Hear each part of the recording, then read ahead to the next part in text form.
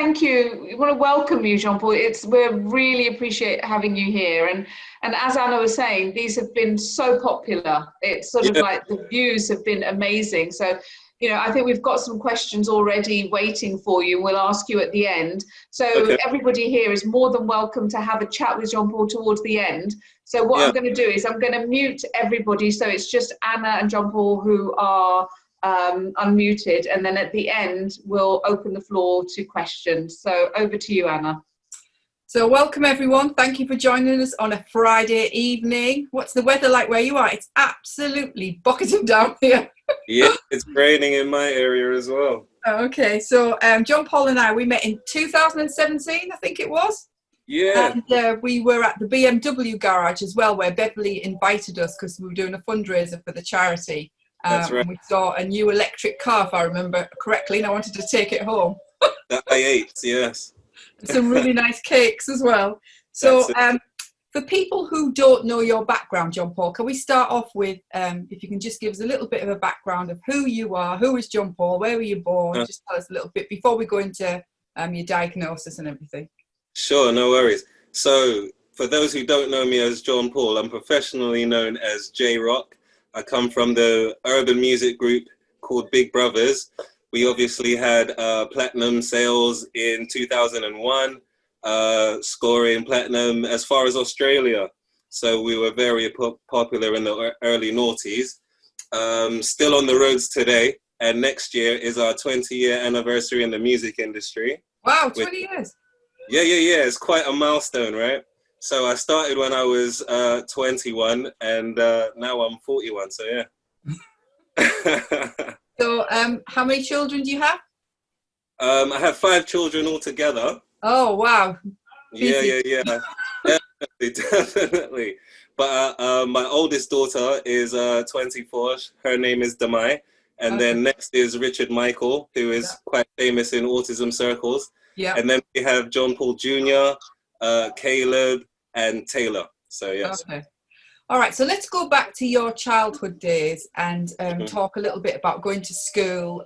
So whatever you feel comfortable talking about and sharing with us. Yeah, well, I guess in my early school days, it was a little different because I could speak, but I didn't speak. It was a really challenging time for myself. Again, for my parents, they didn't really know what was going on because at home I could talk, and, for them it was quite normal. But at school, the teachers and a lot of the people, in the school environment were always saying that, there's something not quite right with John-Paul. And they never quite, put their finger on the autistic spectrum or anything, but they just kept saying that, I was very much in a shell, didn't really speak much, wouldn't come out of this shell, and, I was painfully shy, apparently. Obviously, I didn't know what these people were talking about. I just knew that it was difficult for me to speak in general. But I understood everything that was being said. And, these caused me to be a little bit more withdrawn, if you understand what I mean. If people keep saying you're a certain way, you start to believe it.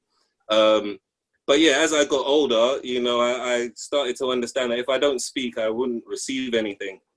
I wouldn't get the help that I needed. I wouldn't get anything at all, by way of feedback even. So I started to force myself to talk to people, not strangers, but people that were in my circles and stuff like that. Yeah. And before you know it, I became used to it. What about brothers and sisters? I have, I'm the last of 7. So I have 4 sisters and 2 brothers. None of them really seem to have anything that resembles anything on the spectrum. So they were all grew up pretty neurotypical, But my sister Kathy, she has a child who is on the spectrum as well, which is quite interesting. Yeah. And what was your relationship like? Oh, we were very tight as a family, very close. Me being the last born, I was everybody's baby. So that was really fun. And, I was really well looked after, probably too well looked after, and maybe, what's the word for it? Mollycoddled. Exactly. So I was protected from a lot of things early on. Okay. And I wasn't exposed to anything too serious. Okay, so at school, what sort of subjects were you into, and how did you find school, as in, you know, classroom work, homework, all that sort of thing? Yeah. I think I found school a little bit boring. The subjects that I was interested in was maths, because I knew what the value of a number was. So when it came down to fractions and stuff, you know, parts of numbers, I thought that was really interesting. I also loved to multiply, divide, and stuff like this. So maths was my strong point. Another strong point of mine was art. I'm a really good drawer. Okay. So, you know, again, when I was doing science and stuff like this, I was able to draw good examples and label them nicely and stuff like this. So people did think I would be a good scientist when I grew up. I just didn't find it very interesting, you know. Okay. So later on in school, I started getting interested in music and writing poetry and stuff like this. So by the time I was 14, everyone just called me the rapper. So, you know, they knew what I was going to be. So, yeah. So was it always rapping, or did you learn to play an instrument? I never really learned how to play an instrument, but I did learn how to program computers. So, Okay. like, producing music, you can place the keys wherever you want. You don't have to play them with two hands. I'm a little bit fumbly with my fingers, you know. So I'm good at placing the music where I want it to go. And with that being said, I'm an amazing producer, but I don't play instruments. Okay. Talk to me about creating raps and the words that you use and how you see it develop, and you know, how do you think of something? Does it come with a flow? Do you get up in the middle of the night and think, oh, I've got something here? How does it work? Well, for me, the process comes in a load of different ways. Sometimes if I hear the music, I have to think about, what does this music make me feel like? So for instance, when we were doing Baby Boy, the music just made me feel very emotional, and it was more of a relationship type feeling beat. So we wrote a relationship type song on the beat. And again, new flow, because it was so jumpy and a bit, you know, it was a bit different, the style of beat. So again, you had to put a new pattern on that type of beat. So again, the new flow was easy to come about. So talk to me about Big Brothers and how it was formed and how it was for you, going on stage, all of those things that came with the package. What did you find difficult? What did you find easy? So Big Brothers, it was a long time coming, let's put it that way. I was in other bands and I was a soloist as well. So before I ever was signed, I had worked with Damage, I had worked with Emanate, I had worked with Beverly Knight, I had worked with Yaz, I had worked with Lisa Stansfield and a load of different people. But I was always on like the B-sides or the remixes of the record. So I was always dying to get my turn to be the front man, you know?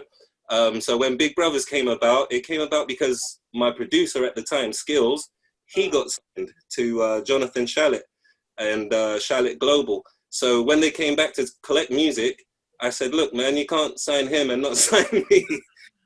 And Jonathan was like, why? And I was like, because all of the music that you love, I'm actually the guy that's singing on it. And he was like, oh, you know what, you're right. So pick the best 6 of you. And what I did, the rest is history. Okay. So talk to me about diagnosis. So who was diagnosis? Sorry, Angelo's in the background. Excuse me. He's been really hyper for 3 days. Yay! Not much sleep. Lovely. So just a second. Angelo. John.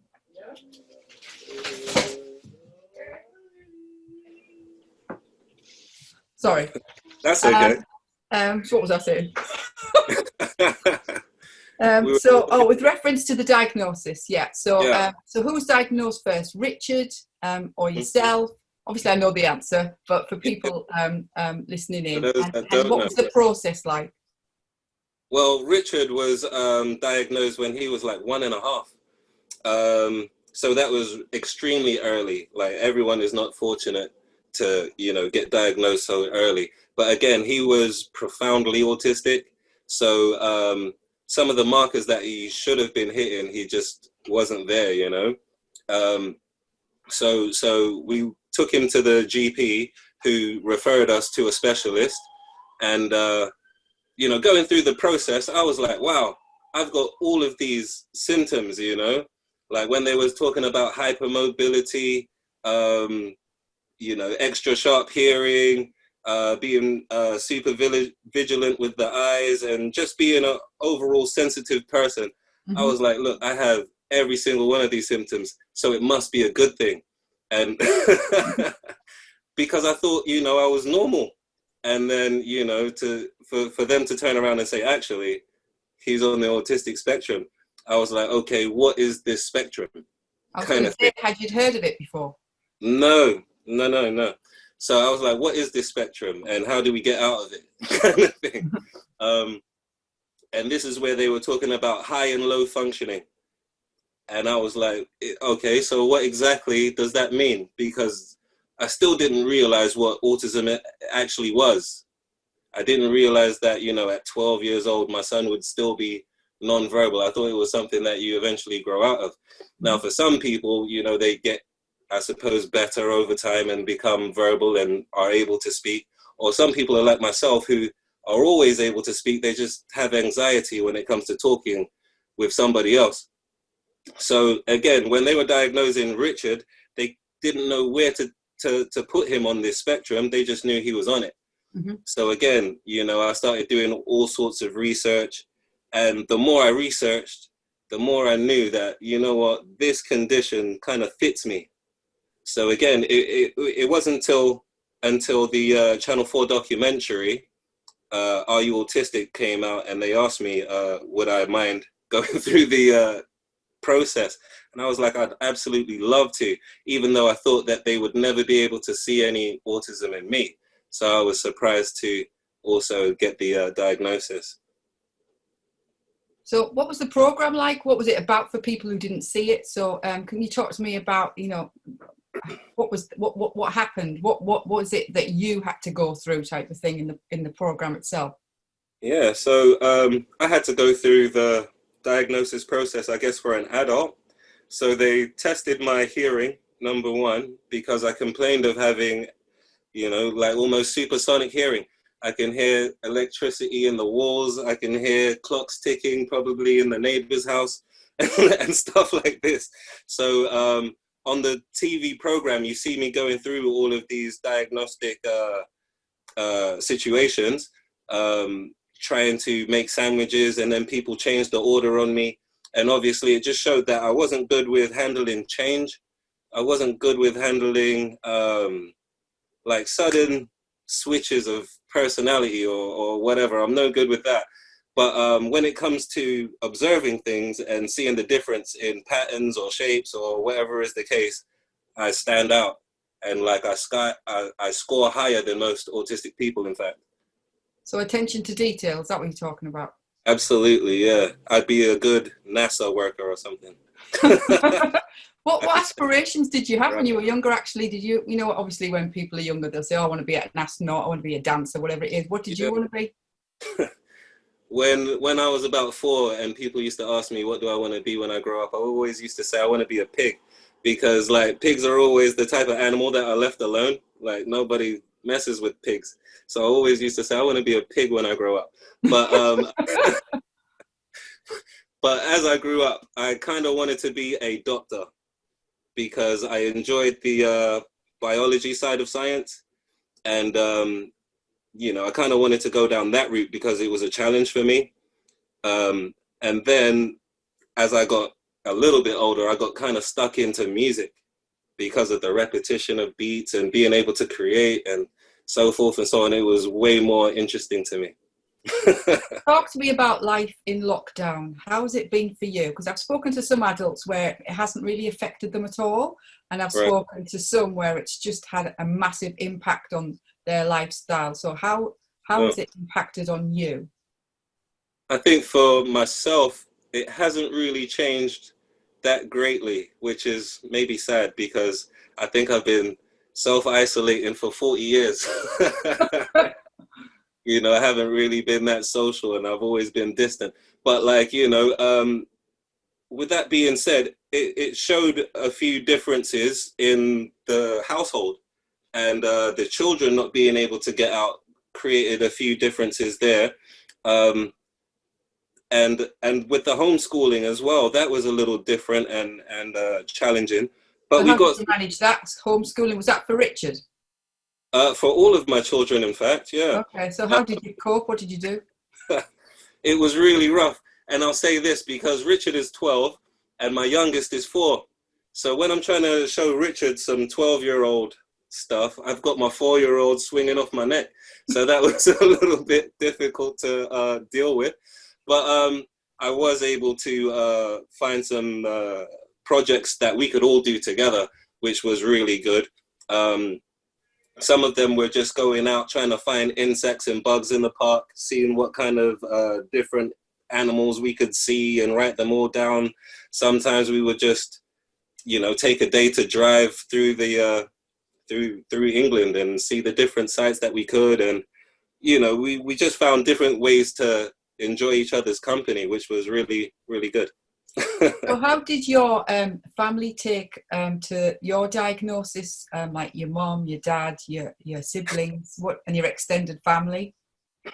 Okay, so when I was going through the diagnosis, my parents actually had to fill out a questionnaire that Simon Baron-Cohen had come up with, right? So again, they had to go back in the days and remember what I was like as a maybe 2, 3, and 4-year-old.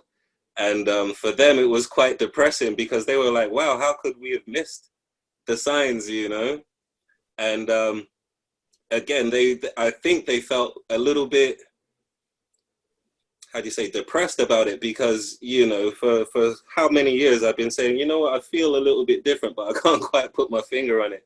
And they'd always say, John, but there's nothing wrong with you. Look how successful you are. Look at this, and whatever else. And for me, it was always like, if you can pass, you do, you don't say, look, there's definitely something wrong with me if you can't put your finger on it. So again, I've been passing all these years as a normal person, but it felt great to actually get the diagnosis because then I understood exactly why I behaved certain ways. And, with the knowledge of why you do certain things, that's how, you're able to make certain changes as well. So did you feel like a weight had been lifted? Absolutely, I certainly did. But, again, there was a downside. I mean, a lot of my friends and people that were close to me started treating me differently as well. In what way? I don't know. I kept saying to people, like, it's not that I've turned into Forrest Gump all of a sudden. Like, I'm not going to regress any further than where I am today. So, to treat me differently, to start speaking slow, to make sure I'm understanding, it's not necessary, Wow. but that's how it was.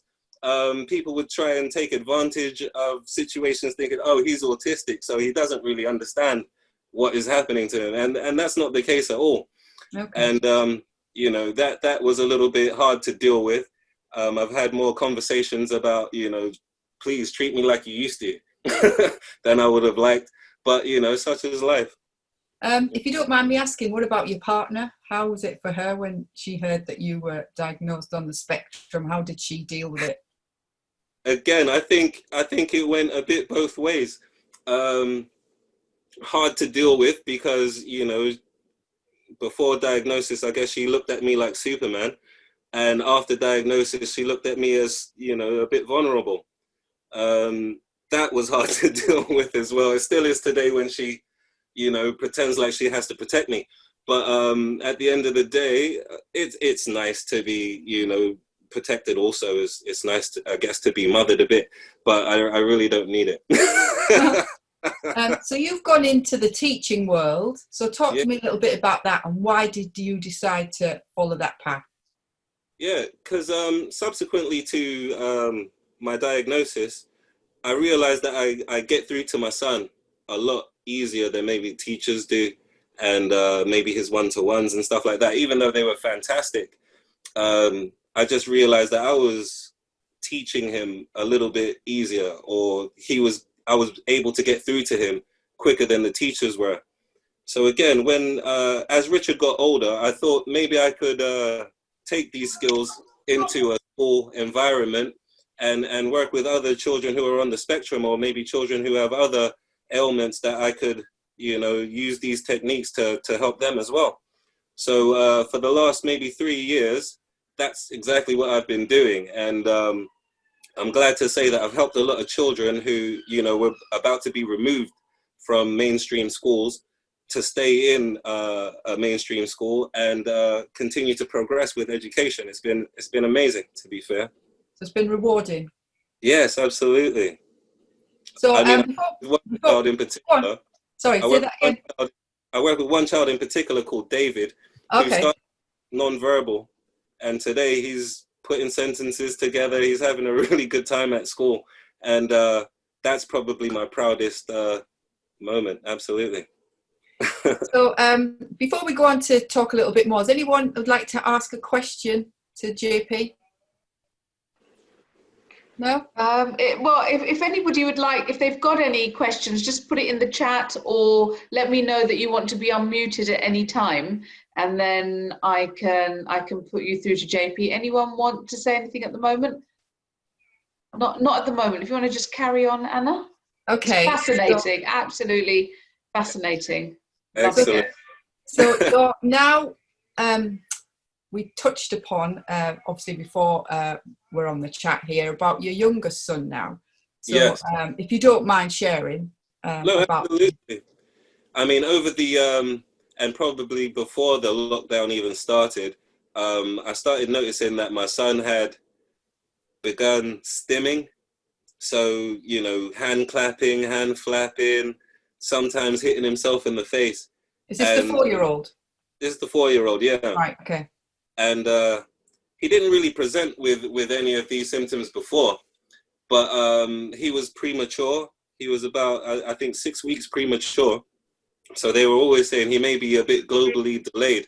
So I was expecting, you know, possibilities of global delay. I wasn't really thinking autism, but as he got older and started expressing or showing these stimming times, I realized that, look, and I had to tell his mum that he's probably on the spectrum somewhere. And, you know, I don't see him to be on the you know, low functioning end of the spectrum. He's probably going to be on the high functioning end. But I do think we should go through the diagnosis process with him. So again, we went to the doctor. The doctor put us through to a specialist. The specialist was about a year off. So we decided to go private, you know, this time around, so we don't, you know, flaff around too much, because now he's started in mainstream school. We want him the correct support, you know. Okay, so let's touch upon working with some of our Autisms Got Talent performers. I thought a couple of them were going to be here, but they're not. But they're obviously going to be watching the YouTube afterwards. So we decided to work together on the charity single, Baby Boy. So talk to me about our journey, because I've got so many lovely memories from putting Baby Boy together. Absolutely. So obviously Baby Boy is one of my biggest singles, you know. So again, working with yourself and understanding that autism does have talent, you know, we decided to put the record together with some autistic children. And I thought that the product that we put out was amazing. The kids worked so hard. The vocal ability was amazing. You know, some of them are ready for the stage right now, you know. And but some of them doubt themselves, don't they? I don't think they realise how good they are. No, absolutely. I don't think any of them should have any doubts whatsoever about anything they do performance-wise. I thought they were all marvelous, and they all brought something to the table that I took home, and you know, it resonates with me to this day. So every time I have an opportunity, I always show people, you know, and especially the celebrities that I am around, our project, you know, and show how talented these children actually are. And so many people have been amazed, and you know, they always are bigging up these kids. So yeah. Yeah, I think one memory that I have is when we were in the studio. I can't remember what it was called now. Something to do with was the recording studio. I can't remember the name of it now. But it was when they were waiting, weren't they, in the tea room, because while they were faffing about with the technical stuff, and then they just all started jamming together, and they'd never ever done it before. It was just like singing, guitar, rapping, and I was just stood there, and then I just thought, oh, I need a camera, I need to video this. It was just like such a special moment, and you could see the parents were just so proud of what they were doing, and they were saying, you know, they talk about social interaction, and you know, and it was just like they couldn't have interacted any more than they did and create something really special. And they you know, worked so cohesively. They shared such good ideas. It was just like being in the studio with Peter Andre and all of your favorite artists. You know, it was amazing. So I would love to do it again eventually, for sure. Yeah, and it was Calvin who came in with the guitar, because that originally we weren't going to put that piece in, and he just started doing it. And we just said, that works. Let's do it. That was just, and they were so proud. And then we went to the Hard Rock Cafe. Oh yeah. And the kids were like buzzing, and the reason they were buzzing is because obviously they were seeing all the memorabilia, and they were going to be playing somewhere where there was Elvis's guitar, there was Madonna's outfit, there was Jimi Hendrix's, and they were just like beside themselves, weren't they? They were just so proud. And then I remember people came to watch them, obviously. You remember this, Tally? And I was asking people to go around, and I was saying, see what they're saying about them singing. And some of the celebrities were going to the bar for a drink, and then as soon as they started singing, they turned around and they went, oh, they're really good. And I thought, well, what did you expect?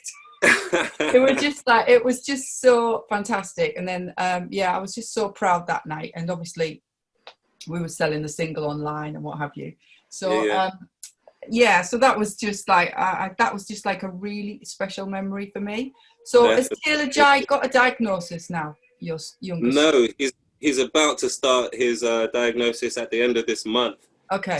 So, we've just booked him in. I think it was last week. Right. And at the end of this month he will begin. So again, I will keep you in the loop on that, and we can let everyone know how he's getting on. So if you could go back, and what would you do differently now you know what you know? What would I do differently? Probably everything.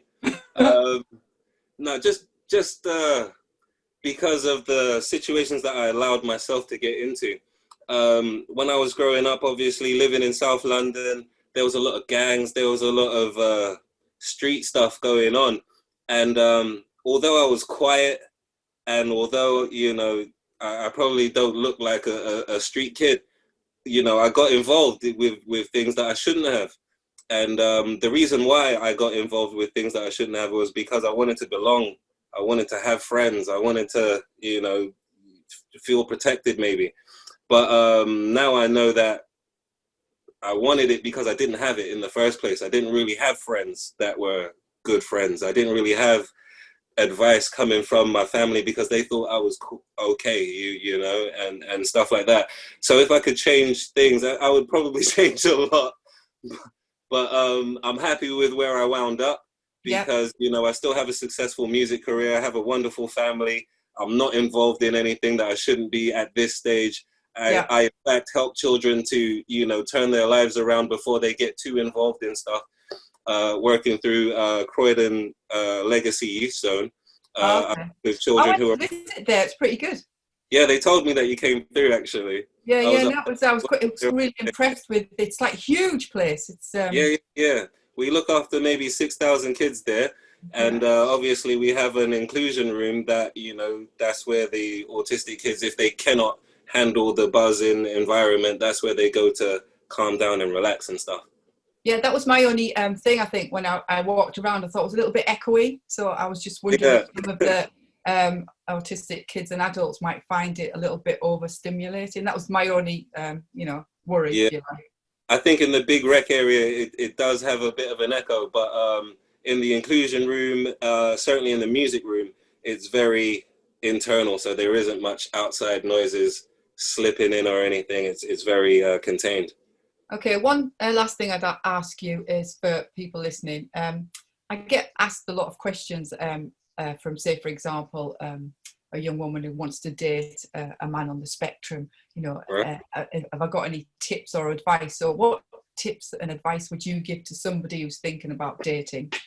I think to date someone on the spectrum, you know, for me, for instance, I see life as very black and white. It's either right or wrong. It's either good or bad. and so forth and so on. I don't mind people who have opposing opinions. I think that is amazing because it opens up conversation. And, you know, even though somebody might be on the spectrum, we love to talk, to be fair. We love that, how do you say? We love that connection, and we love to feel like our opinion is valued. So again, to have an opposite opinion is not necessarily a bad thing in a relationship with someone that's on the spectrum, but be also flexible to listen to the person on the spectrum's opinion. Yeah. That's very cool. I think the difficulty that quite a few adults that I know is they find the banter difficult. They don't quite understand the banter, and like, you know, certain things that might be said, and they don't quite understand. They might take it the wrong way. So do you find that difficult? Definitely. I mean, I say a lot of things that go over people's head, and I think it's hilarious, but they don't quite get the joke. But I've learned to live with it. You know, it's not a bad thing if people don't understand my dry humor. It's not always, you know, I'm not always Kevin Hart. I'm not always on a roll. I'm a bit hit and miss with the comedy side, but, you know, it's good for, you know, to have someone to bounce off of, even when you are a bit hit and miss. So again, you know, it's always about having someone that makes you feel comfortable enough to make mistakes, comfortable enough to be your normal self. During these tough times, obviously people have got to look after their mental health and well-being. What do you do to look after your mental health and well-being? I exercise a lot. I think last year I had fallen off the gym bandwagon. But this year, like, I've been like doing push-ups. I've got a little weight bench. I've been, you know, knocking out as much weights as possible. Then I've been going on long walks as well. I love walking. Yeah, and I find walking helps me clear my mind, if not think about things a little bit better. So I enjoy doing laps around parks and stuff like that. And again, I've started writing. So, well, I've been writing a book for about 3 years now. I haven't quite completed it. I'm hoping to finish it before next year's World Autism Awareness Week, but we'll see how we get on. But I'm certainly writing music again, and I'm writing some of my best music to date. So hopefully you'll hear it soon. Have you got any projects in the pipeline? Yeah, I'm working on a documentary at the moment. I'm working with Paul Blake from Maroon Productions on this one. Okay. And it's about music industry contracts. Okay. It's going to be a really interesting documentary. I'm not sure which channel is taking it, but I know Paul from Maroon Productions is doing it. Okay. And next year is as Big Brothers, it's our 20-year anniversary. So we're going to be touring, we're going to be gigging, we're going to be going all over the place. So I'm looking forward to getting out of the house and actually doing some gigs for once. Okay, you'll have to keep us posted then so we can share stuff for you and let us know about the documentary, because obviously people will be interested in, you know, watching. No, they're going to have to come to Autism's Got Talent, our 10th anniversary. Yeah, that's sure. 10 years. I can't believe it's 10 years that we've been doing Autism's Got Talent. So that'll be exciting as well. Definitely. So has anyone got any questions for? Well, we've had a few comments. I mean, Lisa has said that and I concur with this, that Baby Boy was one of our favourite AKO moments. It's still one of our favourites. It was so special, like Anna said, for all the people involved on so many levels, not just the song itself, the life-changing moments, because it showed that there's a yes you can attitude. And there are no barriers. The barriers are just ones that we put up ourselves and other people's perceptions. So I don't know if you've got any sort of, you know, words for people who are doubting themselves. I think you've said a few things, but I think people are they're so talented, but they are their own worst enemies. And someone like you who's done it, it'd be amazing to get some encouragement. I think the advice that I give to everyone is be determined.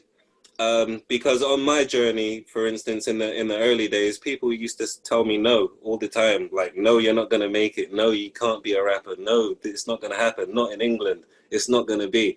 But I was determined. And like one day when I was in the States, my brother-in-law said, you know what? You got a face for TV, but what's your talent? And I was like, I don't know. And then I was like, you know what? I can rap. So, you know, at that point, I started to really write poetry, write rhymes. And at that point, I started bugging my brothers and sisters always, oh, listen to my new rap. And, you know, they'll be like, oh, John, leave me alone. But like, for me, I was determined to show my skills, show my progression, and show that, you know, I can compete with all of your favorite rappers, you know, that was that thing. So again, I always suggest that people stay determined, stay in love with the craft, and make sure it happens for you. There is no. Has any of your children taken up music? I think all of my children really love music. It's funny because Richard Michael, he really loves like classic R&B. So he plays like stuff from the 80s, stuff that he should never be playing. But he loves like old school music. My son John, on the other hand, he is an awesome rapper, but he's just 9 years old, you know. So I'm trying to say, look, concentrate on school. But he's actually really good. And Caleb and Taylor, they seem to be developing a bit of a duo between them. And they're always singing karaoke in the living room and stuff. Okay.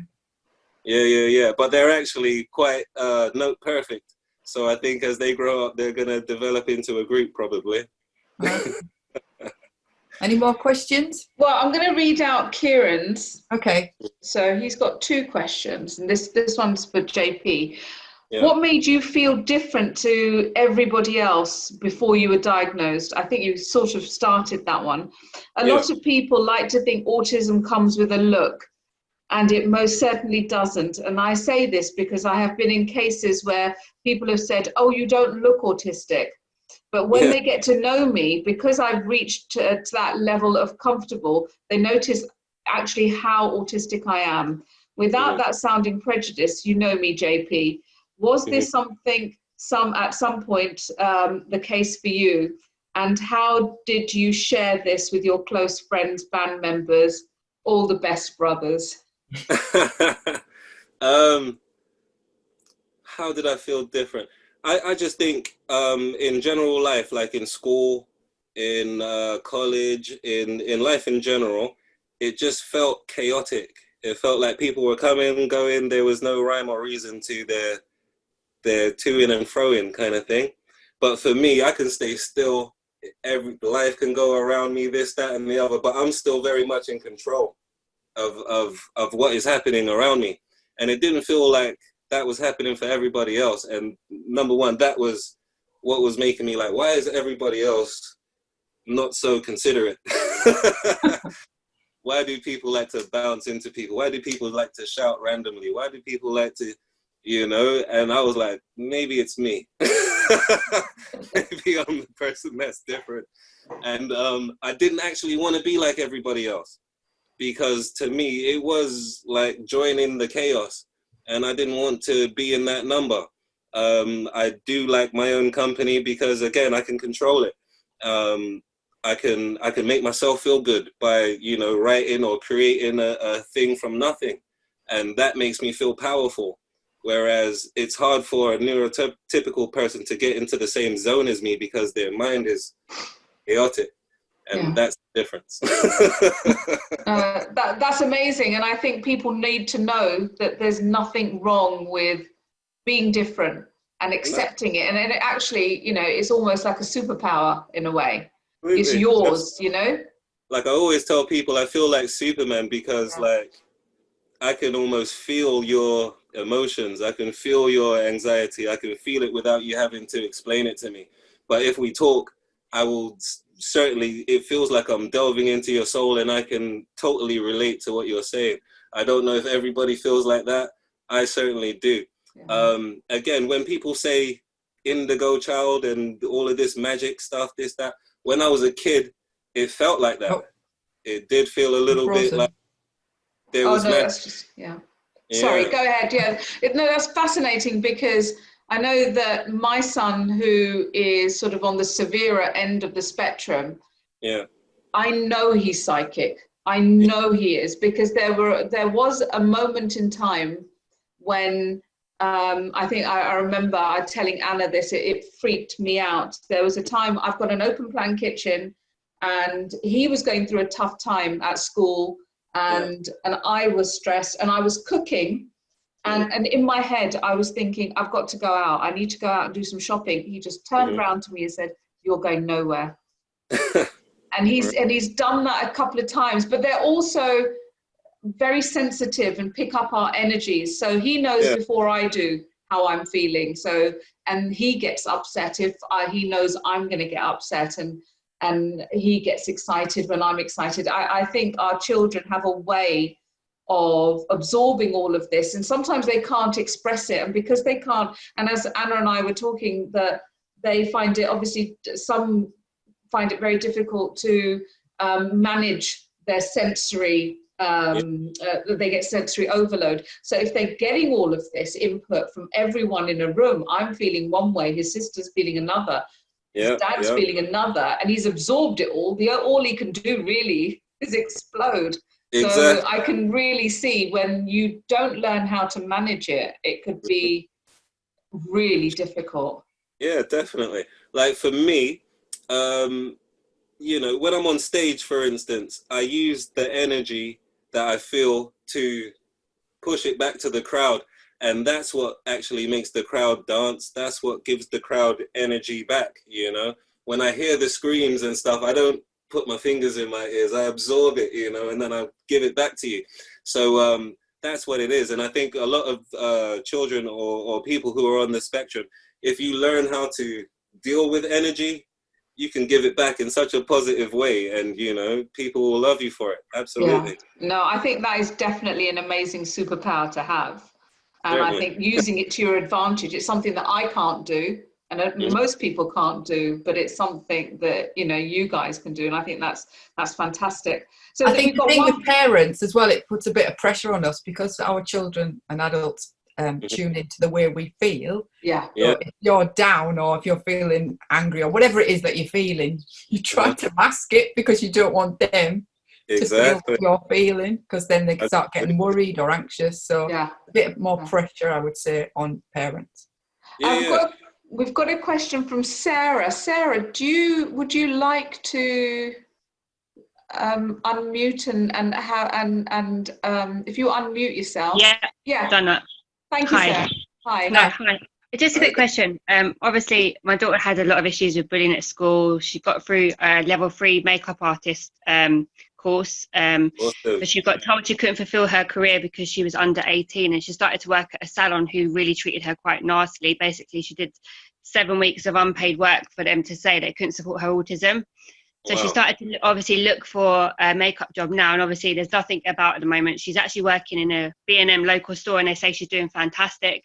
But she's she feels like she's let everybody down because she can't fulfill the makeup. How would you say that I could try and encourage and support her to not give up on fulfilling that career in the future?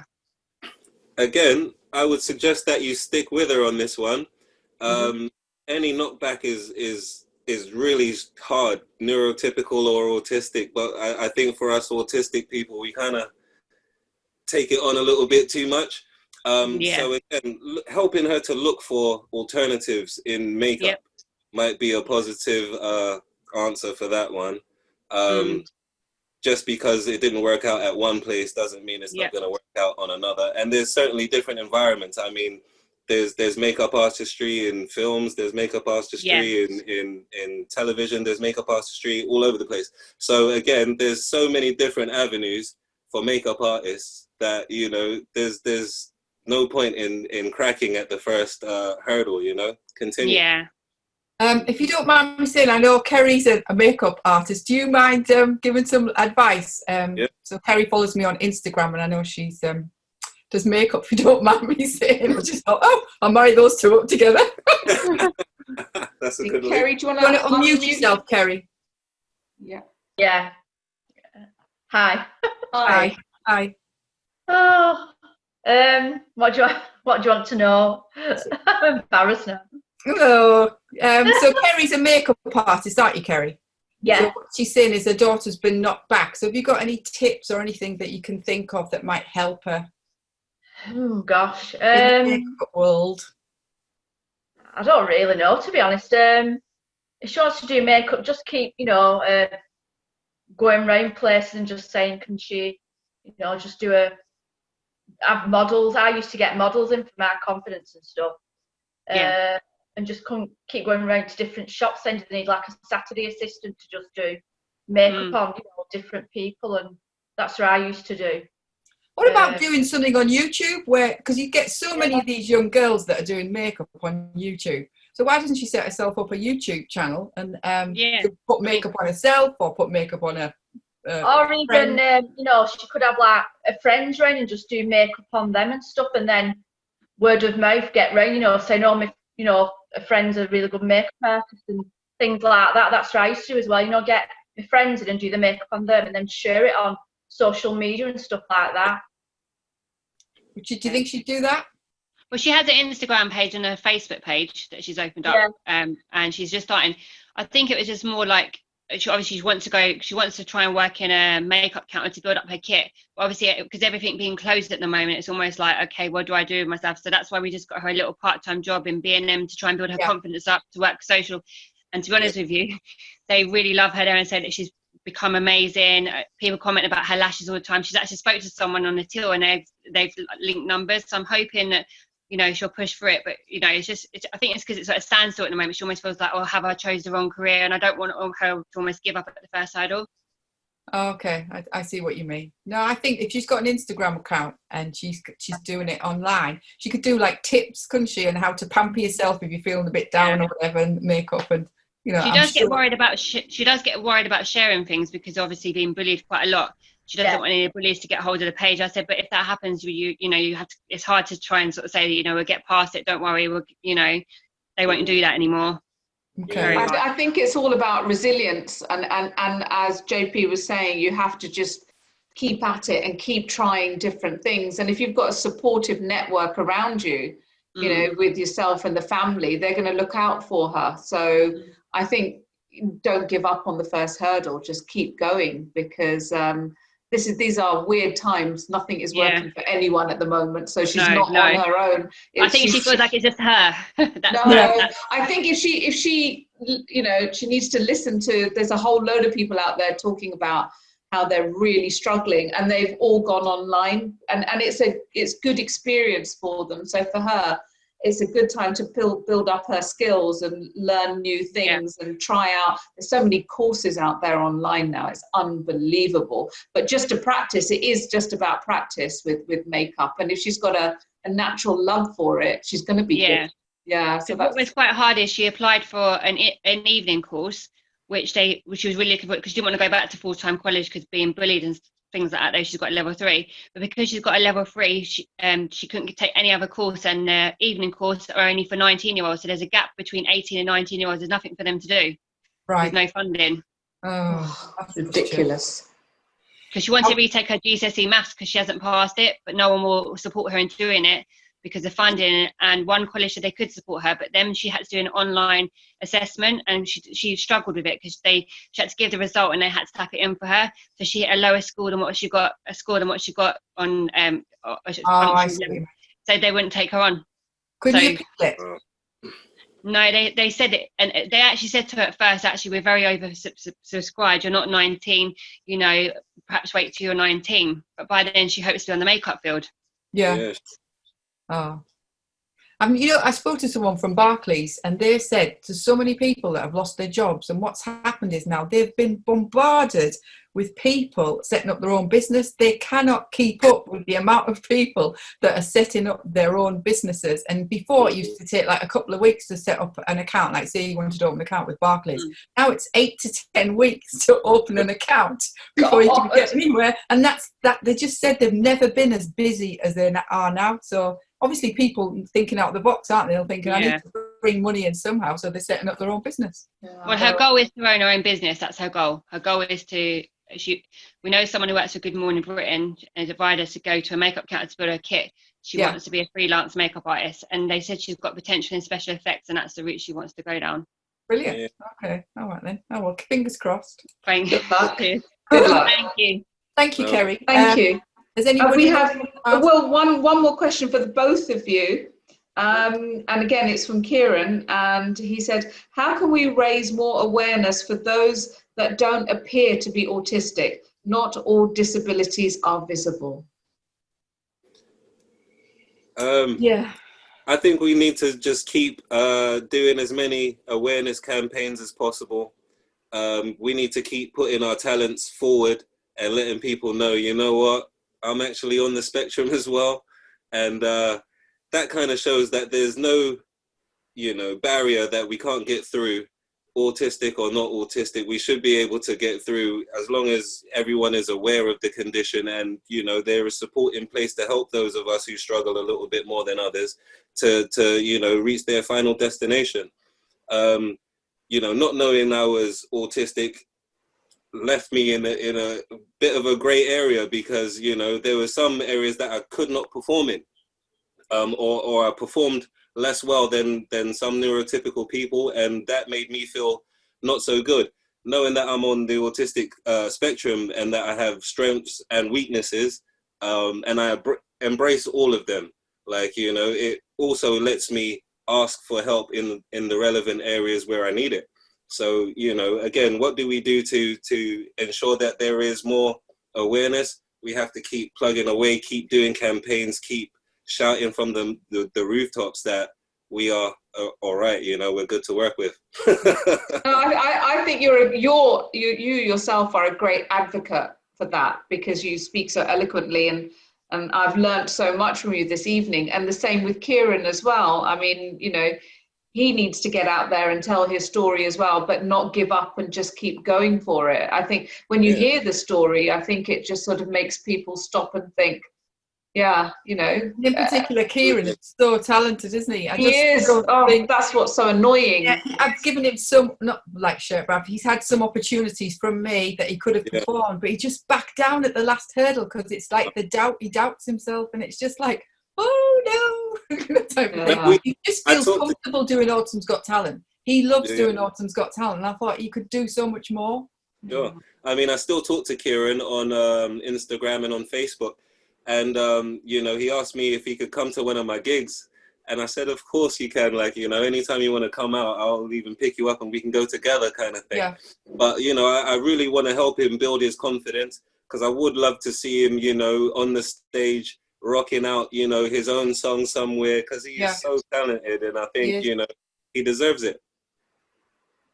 So, have we got any more questions before? No, that's it. We've just had some lovely comments of everybody really enjoying tonight's talk, and they've loved listening to you, John. They've really enjoyed it, and it's just a huge thank you from everyone.